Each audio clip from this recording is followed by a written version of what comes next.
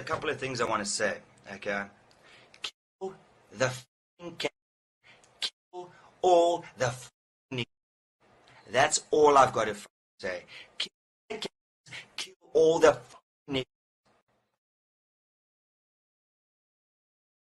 Yeah, that was a short, soundbite. I'm sure you can tell by how it's sounding that we bleeped out a lot of it because of just how strongly worded it was. And I will be joined shortly by Saths Cooper. You're still tuned into News and Views, myself, Salalo Makwidiri. And we're going to be delving deep into the recent political turmoil in South Africa, focusing on the suspension of DA MP Ronaldo Gauss for his racist remarks and its implications for the country's political landscape. We are honored to have with us Dr. Saths Cooper, President of the Pan-African Psychology Union, a former political prisoner and a prominent leader of the Black Consciousness Movement. Dr. Saths Cooper is also a key member of the 1970s group of activists who played a pivotal role in the fight against apartheid. Dr. Cooper, thank you so much for joining us this morning, and welcome to Salam Media. Thank you for having me. First and foremost, I'm sure the clip found you. I'm sure as it has found everyone else. It has been doing the rounds all over social media. But I think as someone that was deeply involved in the struggle against apartheid, how do you perceive, this resurgence of racist rhetoric in South Africa's political discourse, especially from someone who's now a member of parliament? Well, I'll be honest, I wasn't shocked by it. I know a lot of people are, but we have not, Salalo, dealt with racism in our society. It is there. You just have to scratch and it will come out. It will come out in private and it will come out in other moments. What I think is really telling is that he was actually defended by his leadership. When the story broke, his federal chairperson said she didn't believe it. She thought it may be AI driven. And an expert pointed out that it was before AI emerged on the scene. And then their spokesperson last night could not call it racism at all. He just used other words, abusive, etc. So if at that top level you have, and this is the official opposition, which has now been in a testy relationship with the ANC in what's called the Government of National Unity, you can see the disunity on that issue of race, which, when you break it to its bare bones, includes colonization over a few centuries, includes apartheid, and includes a clever attempt, which everyone can see through, of masking the grossest behavior of one human being, particularly an elected representative, against others. When you do this, you say something about yourself, you say something about the group you represent, and to go further, he has been quite homophobic and quite rude and presumptuous. He's got the Yabas mentality that I'm superior. And I don't know which God he believes in, but if he does, none of the scriptures makes him any superior to anybody else. Like your tagline in Salam Media, he injures our common humanity when he does this. And the outcome of this is going to be interesting to watch, because uh, Zelagazi has been trying to say she hasn't known this, and she will look at it. She's the official MP. She has arrogated that title to herself. And Richard Newton, the spokesperson last night, just couldn't call it racist. So already at that top level, when you see people wanting to deny something that is so part of this society in all respects, we only now have free the airways. You only now have for the middle classes and above the ability to live where they want to. We still have spatial apartheid group areas, because those areas that have been allocated in the past to black groups have remained that way. There are blocked shacks have developed, but in the suburbs, more mixture takes place. And the apartheid of the mind is a tragic thing that our education system, 30 years after democracy, hasn't managed to deal with. It's not engaged in our schooling system, and it's not engaged at any, whether it's the public schooling system, which is appalling, or it's the Model C and the private schooling system. So this fellow, who is now 41 years of age, and I'm ashamed to say he is registered as a clinical psychologist, industrial psychologist, apparently.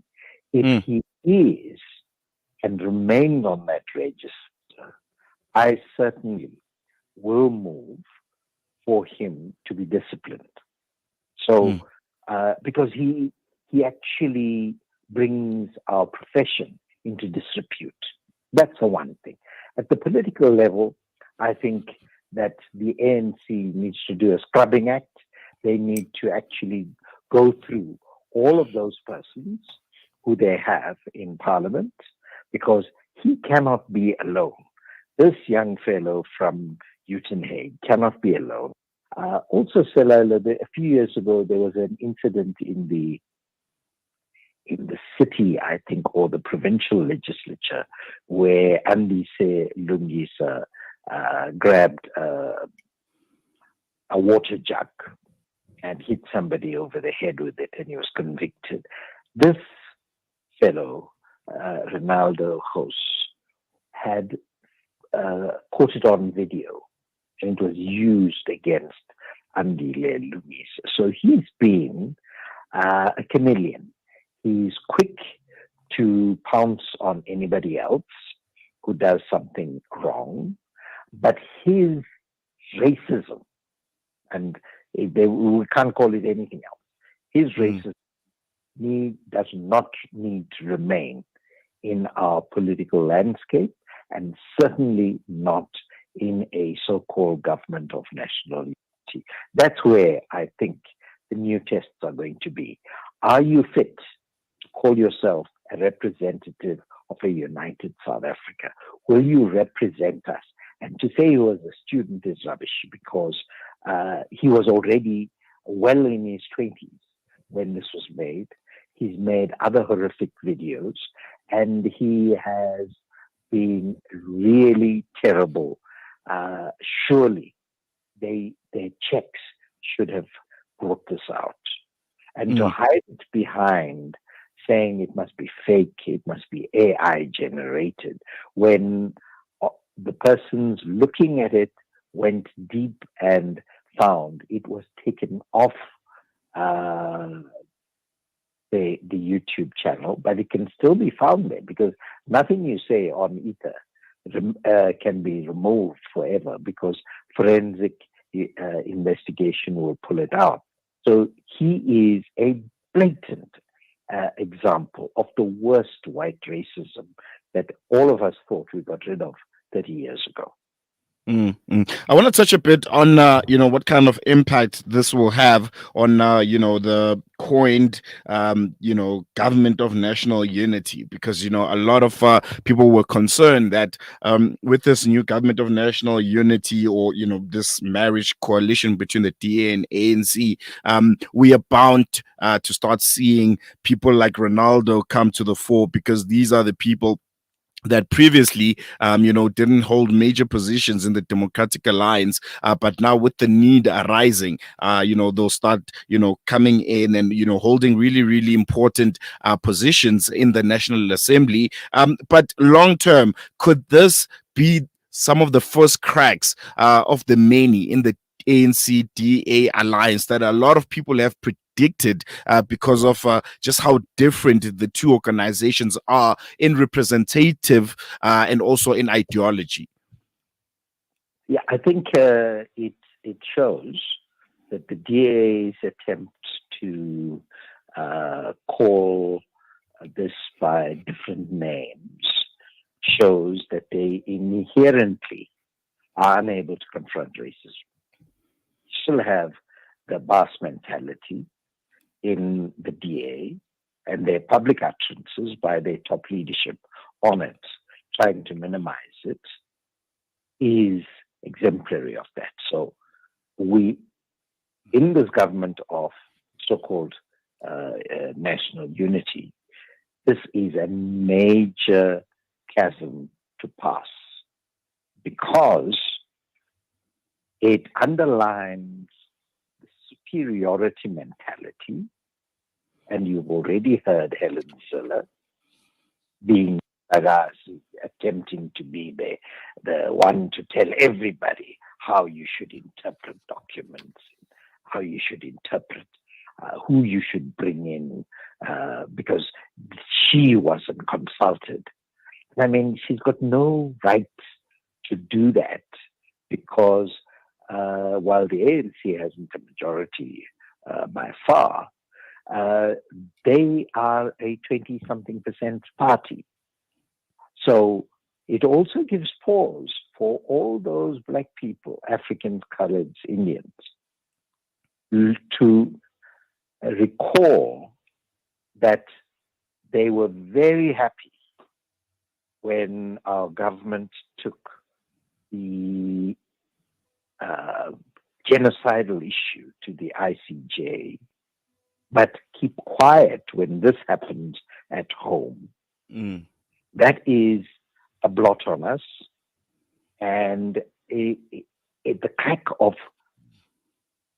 disunity is already emerging, and it's clear that everyone in that government, if they are in that government of national unity, if they swore an oath to uphold the Constitution, and they are still racist, or they are excusing racists, they do not deserve to be in the assembly, let alone have any position of authority in national government, provincial or local government.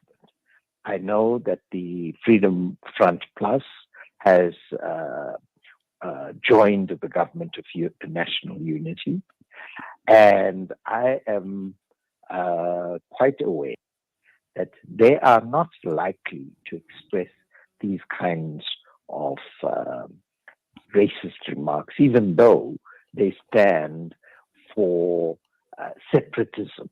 But I think they're cleverer. I think they have come to terms with the condition that they live on the southern tip of Africa. They don't live in Europe or Asia or anywhere else. And therefore, they're a more mature bunch, if you like. But this fellow, a university graduate, he's got a master's from the Nelson Mandela University. For him to still retain those attitudes says our system of education from primary to university level has failed and will continue to fail us if we produce this kind of vile creature. I think, for me, as someone that's quote unquote born free, the question that would be really important to ask is, Prof, where did we get it wrong? In terms of making sure that we don't have incidences like this post 1994. Because I think if you can go to countries that have faced atrocities that were based on whether it's race or it's religious belief or it's tribal differences. For instance, in Rwanda, the Hutus and the Tutsis with the genocide that happened there.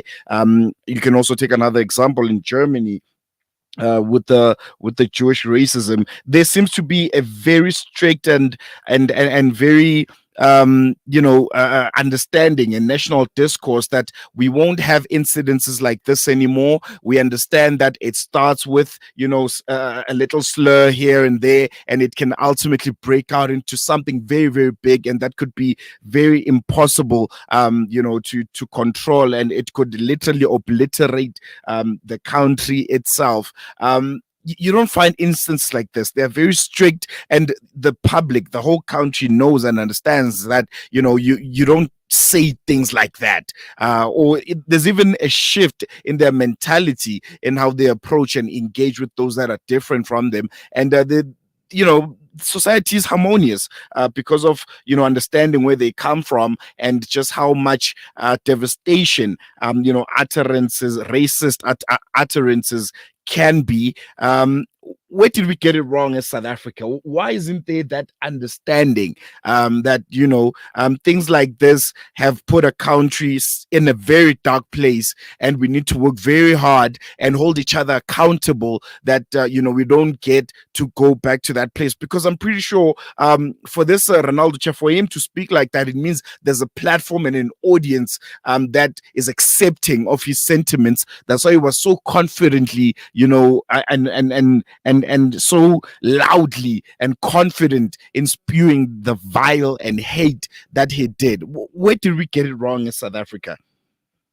Well, we have not dealt with racism. That's a cornerstone of this country. What was apartheid? Apartheid was a crime against humanity. It's only those few defenders of that system who will deny it. And it seems that the official opposition in this country has now become a defender of that position, hearing their top leadership, hearing their spokesperson. They cannot acknowledge that they, within their midst, have such a person. Yet, if any black person were to say anything vaguely racist, they will call them out very quickly. You see, you should use the same scale of judgment that you expect for yourself with others. If you don't expect any diminution, any demeaning of your background, your language, your religion, your belief, your color, call it race, right? Which is a construct, because really my own life, and it's scientific, all of us have the same biology except for reproduction. We all have the same ingredients that produce hair, that produce melanin, that give us color, and so on, except for reproduction that allows half of us to have the ability to give birth, the other half the ability to combine to give birth to the future. So when somebody like this continues to deny and then pleads he was a student when he did it, being a student doesn't justify that. He has a profession. He has gone through our education system, gotten a master's in industrial psychology. We don't deal with racism. We have all these Chapter 9 and 10 institutions. Three-quarters of them, I believe, are just a few people getting rich, not being in the public space. They hardly react to things. And then we end up with the human rights, everything else lumped into the Human Rights Commission. We should actually deal with racism as a key element and infuse anti-racist thinking in our curriculum. We don't deal with it. We don't deal with our relationships. We don't deal with how do I speak to you. I'm just going by your name. You must be Sotho speaking, right? Yeah. I am, yes. How do we deal with each other with different languages, with different belief systems, which is humanity's diversity. We should cherish that instead of othering. How I treat you says how I look at myself. If I demean you, it means I've got an inferiorized sense of who I am. I'm insecure. This man, with all his bluster, all his superiority, and all his racism, is a sorry individual because inside lurks an uncertain, insecure, tiny human being. He can say all these things into a camera, but he cannot confront Selailo. He cannot confront Saths face to face. He is a coward. He's hiding behind using social media, trying to diminish what he's saying. He must come clean and say, you know what? I was in this place. I hated blacks. I called them N names and K names and whatever else, rather than try to justify it. And the DA needs to go for sensitivity training. They cannot afford to continue to defend the indefensible, because it then shows they're a party representing the deep racism that got us here. They are not going to be useful in uniting us because they cannot acknowledge some of these things. And Helen Zille's approach, supercilious approach, almost suggests, well, get over it. Somebody just did this thing. Will she get over somebody calling her an anti-Semitic name and diminishing her background? She won't. She'll scream to high heaven. That's the point about this all. So we, and blacks are the majority in this country, we are afraid to have an institution to deal with eradicating racism in all spheres of our life, on the sports field, within homes, within the schooling system, in the commercial environment, in the workplace. It's all there. You go, I put out a challenge. I want one major listed company to say, you know what, all our people are equal. We treat them all the same. We think that we have overcome the racism of the past. I challenge anyone to stand up and say we've done it. I challenge any public institution, whether they are at a national or local level, to say we've gotten rid of racism. I challenge us in our educational, in our recreational and sporting arenas to stand up and say we don't have this. Now, we are a country born out of that racism, and we proclaimed we are all equal, black and white alike. This country belongs to all who live in it. But when you come to this kind of thing, it has to give pause for actually recognizing, have we really done it? Have we really gotten rid of that stupidity that that belief that I am superior, but inside me lurks an uncertainty and insecurity. And let me be bold now, Salilo. I have been tortured by policemen, huge brutes, in the period, from in the early 70s to 75. Being in prison, being in Pretoria prison, in other prisons, police stations, and so on. And I can tell you, during that period, when I suffered the worst atrocities, I recognized that these guys, although they had brute force and did terrible things I would not want done unto my worst enemy, they were scared of the ideas. Will we not do to them what they have done to us? They were terrified of the ideas to liberate the mind and claim your true humanity. So I've never met a white racist who didn't feel inferior. This man has got a deep sense of inferiority. Pity, but at the same time, that's not an excuse. It needs to be dealt with. He needs to go through a sensitivity training on overcoming his racism.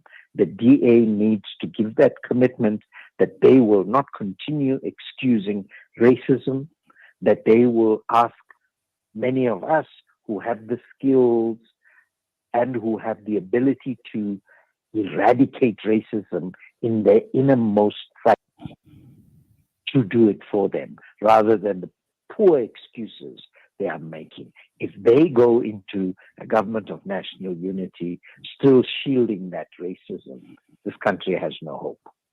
I think that's where we're going to leave it, Dr. Saths Cooper. Thank you so much for giving us your time and just giving us insights on this very, very concerning story. I really, really appreciate you giving us your time. A pleasure. That was Dr. Saths Cooper.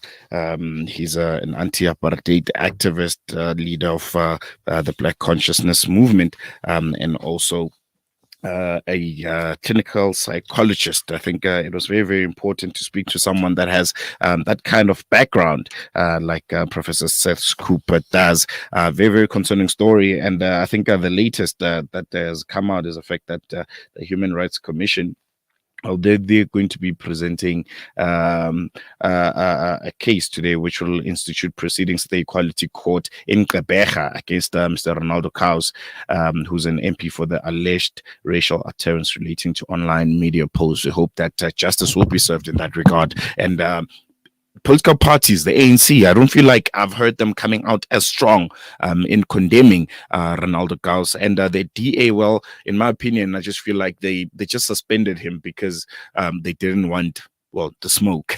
If it was up to them, it would be something that they could have just hushed it under the carpet and we move on with our lives, because that's what's expected. When things like this happened, oh no, he didn't mean it in that context. Well, he was trying to make a point. It doesn't matter. The mere fact is this gentleman was comfortable in a space online to use words such as gaffer, I'll say it. I'm black, I'll say it. He said the K word. He said nigger. This is a white man who understands, who has a master's degree, who understands the history of South Africa and the painful past that we're still trying to recover from. And to protect him, I think for all the political parties that are in parliament, doesn't matter whether they're part of the GNU or not, to protect him would be an injustice to all South Africans, whether black or white, because if there's an injustice, it doesn't have to be one that affects you personally for you to speak out against it, especially when it's one committed by a public representative, because who knows what might happen next? What if they keep quiet the next time there's an injustice perpetuated against you? So if you're white and you're silent on this, or you feel like Ronaldo Kaus needs to be protected, well, what happens when there are farm murders or, there's a quote-unquote white genocide that has been claimed for so long by, some sects of the white population in South Africa? What if that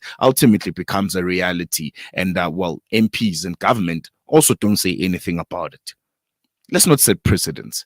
Let's make sure that this man ultimately pays and is harshly persecuted for what he has done. And I'm sure, racism like that doesn't just change. You don't wake up one day and go like, oh, I'm not racist anymore. It's something that's inculcated in him. It's in his heart. It's in his blood. It's in his mind. It's part of his being and his fiber to be that kind of a person. And it doesn't matter whether it's 16 years ago and now I went from wearing a bucket hat and a hoodie to wearing a suit and an MP, that all of a sudden I'm not racist anymore. Doesn't work like that. Need to be punished.